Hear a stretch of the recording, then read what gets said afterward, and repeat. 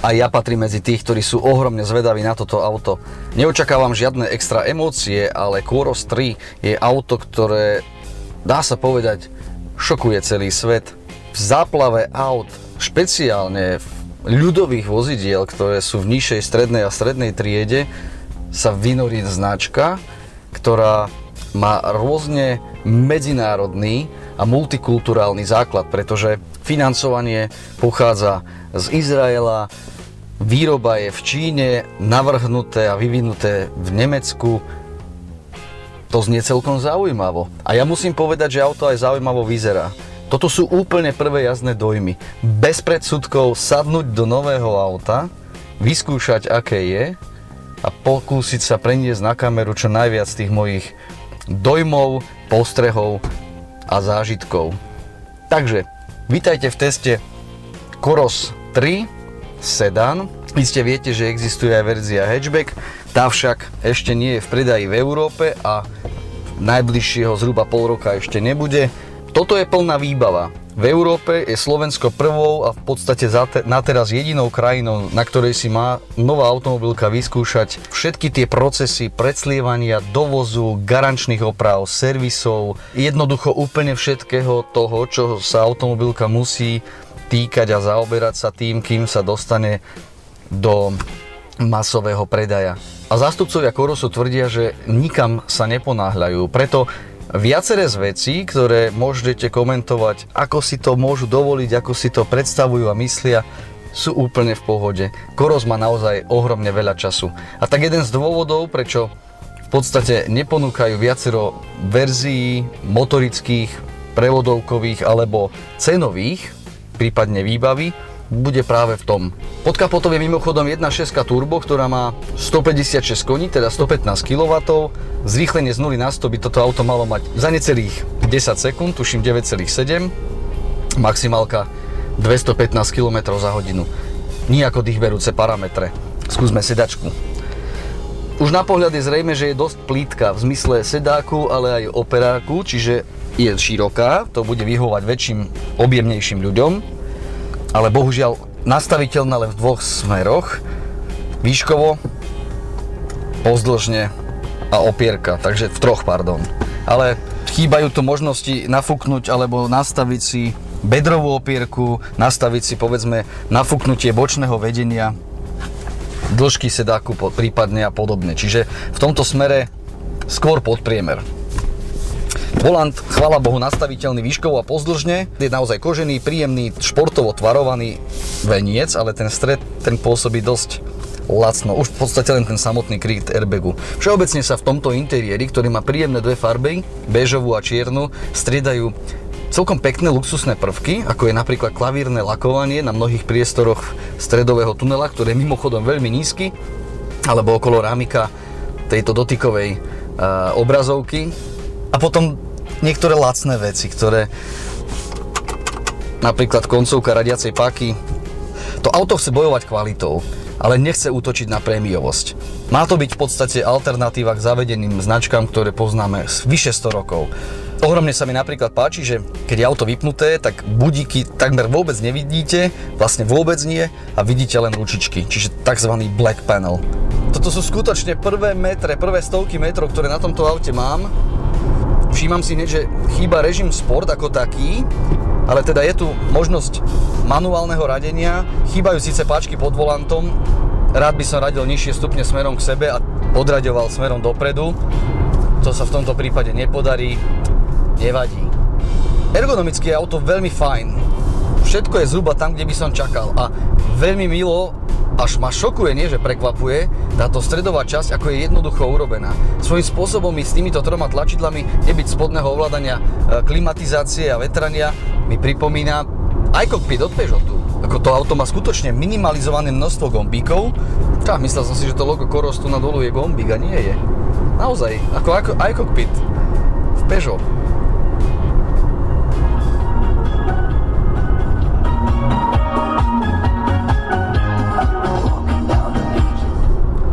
Dobre, audio hodnotiť nebudem. Z prvých tónov počujem, že to nie je boh vie čo, ale ono možno sú nastavené korekcie úplne zle. Mne sa vlastne aj páči prístrojová doska. Tým ako vyzerá mi pripomína takú VW školu. Plasty sú mäkčené, takže nie je to len čierna doska. Lacno za spôsobia páčky pod volantom, tie mi pripomínajú ťažké 90. roky. Toto sú tie kontrasty v tom aute, že veľmi luxusné prvky vlastne doplňajú také lacné, jednoduché riešenia. Prevodovka, ako som spomínal, má 6 stupňov, radí naozaj príjemne zamatovo. Nedá sa hovoriť o žiadnom šklbaní. Skúsim teda manuálny režim. Ako ktorákoľvek dvojspojka, ktorú poznám. Dokonca myslím si, že je to aj jemnejšie preraďovanie, ako poznám z DSG. Ako naozaj. Nemám najmenší dôvod tomuto autu nadržať alebo nejako ho extra vynášať do nebies, pretože ľudia si za svoje peniaze zaslúžia kvalitu a za 21 000 eur, čo je v podstate jediná možná cena tohto auta na slovenskom trhu a vlastne aktuálne v Európe s jedinou možnou výbavou, idem po panelovej ceste. Nemôžem povedať, že by od podvozku prichádzalo nejako extra viac hluku ako v prípade bežných ostatných vozidiel, ktoré poznám. Práve naopak je to taká úplne bežná štandardná hlučnosť. Prechádzame na kvalitný, dobrý asfalt na rakúskej strane, tesne za Bratislavou. Úplný šum. Nie je to najtichšie auto, ktoré poznám, ale je to celkom fajn. Takže len pre zhrnutie. Auto patrí do nižšej strednej triedy, čiže jeho konkurentami by boli automobily ako je napríklad Opel Astra Sedan, Renault Megane a podobne. Už iste viete, že Coros získal s trojkou plné hodnotenie 5 Euro NCAP hviezdičiek a veľmi vysoké percentuálne body v zmysle odolnosti alebo teda ochrany chodcov, pasažierov a podobne. V podstate sa treba baviť o medzinárodnom aute, áno? Keď navodne auto Nemec, keď jeho bezpečnosť rieši Švéd, keď v podstate finančne to zastrešujú Izraelci a vyrába sa 80 km Čangov niekde pri Šanghaji, v žiadnom prípade nie je možné hovoriť o čínskom aute. Toto tu je auto, ktoré stavali Európania pre Európanov. Priestorovo úplne fajn a teda povedzme, že moja postava je skôr taký väčší Číňan. Takže ja myslím, že 4 ľudia ako ja by sa v tomto aute úplne v pohode mali odviesť. Výhľad z auta je viac než dobrý. Žiadne zbytočné prepážky, ďalšie delenia okien vpredu alebo vzadu, jeden seriózny Ačkový, potom Bčkový a Cčkový stĺpik, hotovo. Tá azijská škola je všeobecne zaujímavá, lebo ak si spomínam správne, niekedy koncom 60. rokov začali Japonci vyrábať vozidla. O 30 rokov neskôr už boli na svetovej špičke. Skutočne koncom 90. rokov japonské autá odtedy patria medzi celosvetovú špičku. Potom prišla vlna Korejcov. Tí začali s autami povedzme niekedy v 80. rokoch, ale už koncom 90. rokov, teda možno o 15 rokov neskôr, sa dá povedať, že patria medzi celosvetový štandard až špičku, pokiaľ sa máme baviť o autách značiek Hyundai, Kia. A teraz prichádza čínsky drak, ktorý polovičný čas, ktorý potrebovali Korejci v porovnaní s Japoncami, chce dať pravdepodobne ešte na polovicu, ak nie na tretinu, na tejto podvozkovej plošine, ktorá je svojím spôsobom veľmi podobná MQB od Volkswagenu, čiže hnací agregát a táto prepážka pred a za motorom je pevná, všetko ostatné je modulárne. Už vyrábajú 5-dverový hatchback Coros 3, chystá sa crossover, čiže pravdepodobne trošku zdvihnuté auto, jemne určené aj pre soft off-roading a podobne, a SUVčko. Čiže v najbližšej dobe môžeme od Corosu čakať 4 plnohodnotné typy vozidiel a to všetko v čase nie 15, nie 10, ale možno 6-7 rokov. To je neskutočné, ako ten svet naberá obrátky. Pri 130 km rýchlosti niečo vyše 2800, možno 2900 otáčok. To nie je malé číslo, takže obávam sa, že so spotrebou to v tomto prípade nejako srdcervúco výborné nebude. Na druhej strane mohlo by to priniesť slušnú dynamiku, takže poďme trošku do zákrut. Brzdy celkom fajn a vlastne aj ich dávkovanie je také progresívne, také fajn. Motor bzučí hrozne. Ale ten podvozok, Tak kokso, tak prvé čo kvíli sú pneumatiky. Veľmi malé bočné nakláňanie karosérie.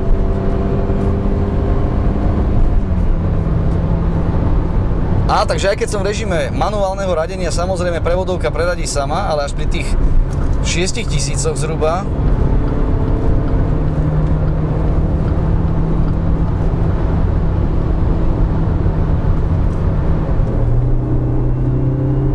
Ale som lenivá, tak prevodovke trvá naozaj dlho rozmyslieť si, že chceme podlahu, že som dal kickdown. 6200 radí hore.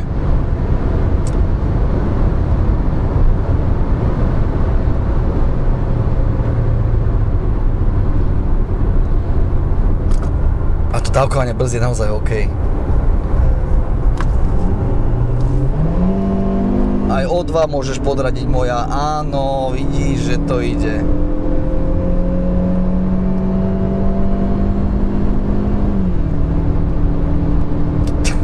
Takto zdieľa ETA mojej mamy. Vysávač. ETA. Kokso, tie pneumatiky stále brutálne často pískajú a toto bude pravdepodobne aj tým agresívnejším nastavením systému ABS. Je teda celkom možné, že Coros skôr ako ostatné auta uhladí dezen na vašich pneumatikách.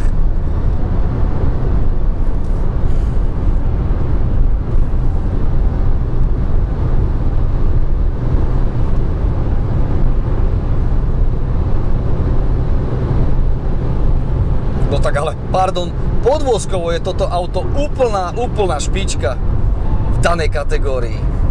Nie je to športové, ale ten komfort, tá stabilita, tá presnosť, tá plavnosť, výborné. A tá prevodovka, možno hardwareovo nie je problém, ale software je taký trošku pribrzdený. Veľmi fajn to brzdí, naozaj. Ale pneumatiky pískajú strašne skoro. Normálne hanba ísť trošku rýchlejšie zátačku.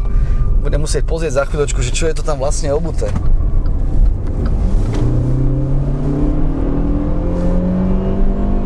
No ten jazdný zážitok naozaj zlyháva na prevodovke primárne. Mimochodom, auto má homologované obutie 16, 17 a 18 palcových diskov. V tomto prípade jazdíme na 17-kách, rozmery pneumatik som si stihol všimnúť 205/50/17. Komfort pruženia viac než akceptovateľný. Dokonca až príjemne prekvapujúci. Auto naozaj pôsobí robustným dojmom. Podvozka, odriadenia, ktoré je fakt presné. Aj tie najmenšie pohyby na volante sa prenášajú hneď do smeru jazdy. Pre športovú jazdu je skôr možno horšie, minimálne pre vodiča a spolujazdca, že nie je sa tu veľmi kde zapierať kolenami, keď človek robí časté bočné preťaženia. Bo dvere mám relatívne ďaleko od nôh a tuto stredový tunel prakticky nie je, až veľmi nízko. Čiže klasické zapieračky do kolien v tomto prípade nehrozia. Ale opäť sklzávam k tomu, že hodnotím Coros 3 s 1.6 turbom, ktorá nemá nejako pekelný výkon a veľmi športovými kritériami. Toto sú vlastne klasické štandardné európske hodnoty. Presne takýto výkon ponúka aj koncern PSA pre 1.6 turbo.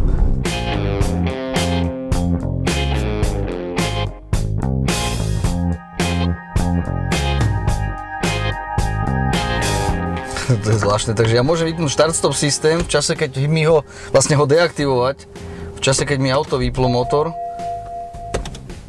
a teraz auto nenabehne.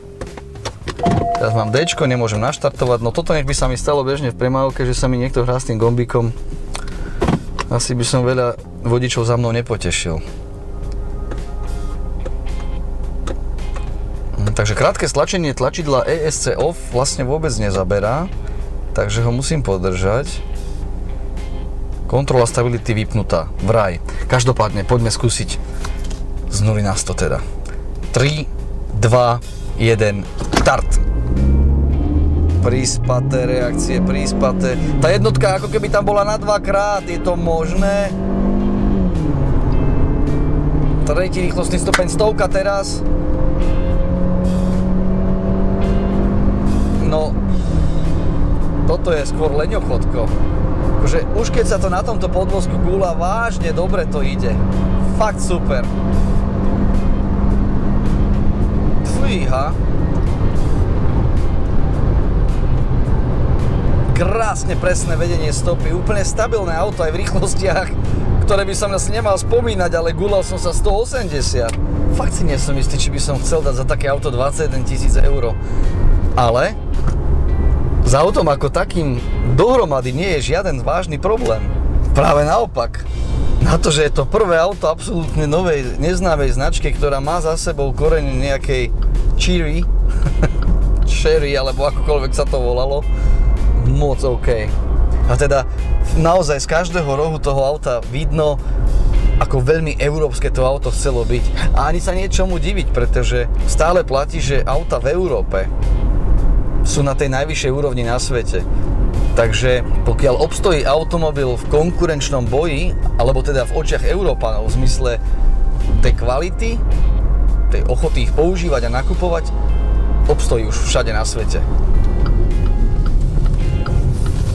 No, ja myslím, že je čas na chvíľku zastaviť, vychladnúť. No, aká dobrá tuhá ručná brzda.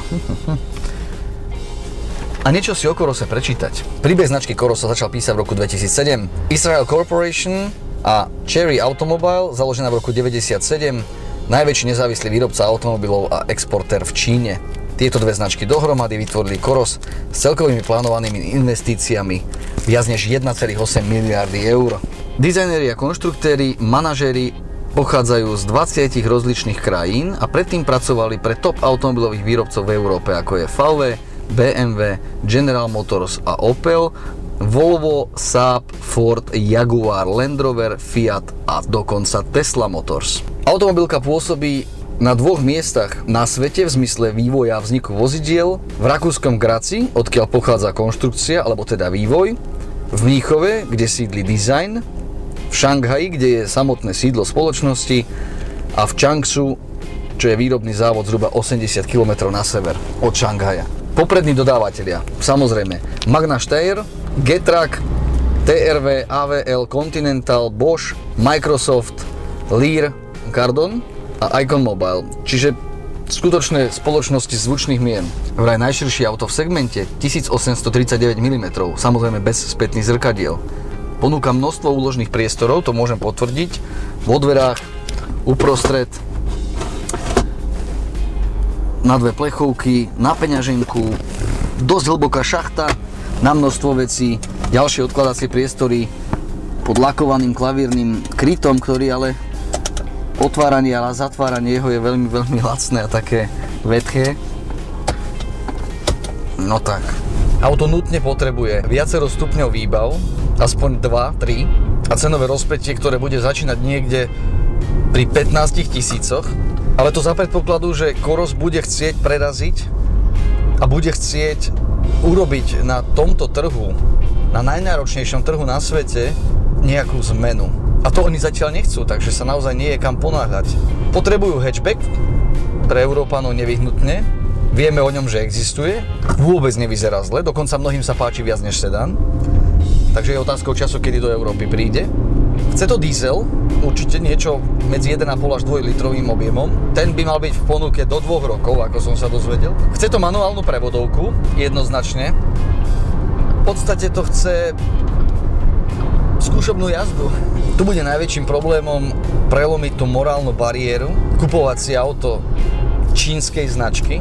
I keď opäť pripomínam, v podstate sa v Číne len vyrába, všetko ostatné sú vážne pomazané hlavy automobilovej branže a výborní dodávateľia skutočne zvučných mien, ktorí do týchto vozidiel ponúkajú alebo prinášajú svoje špičkové produkty. Každý predsa chce robiť biznis. Som presvedčený, že Číňania samotní by neboli schopní postaviť auto na tejto úrovni. Čím nechcem ale povedať, že táto úroveň je totálnou svetovou špičkou. To nie je. Ale je to veľmi slušný štandard. Nič tak zásadné na tomto aute mi neprekáža. Nech sa na to pozerám akokoľvek detailne. Takže na teraz Ak sa neponáhľajú ľudia z Korosu, neponáhľajte sa ani vy.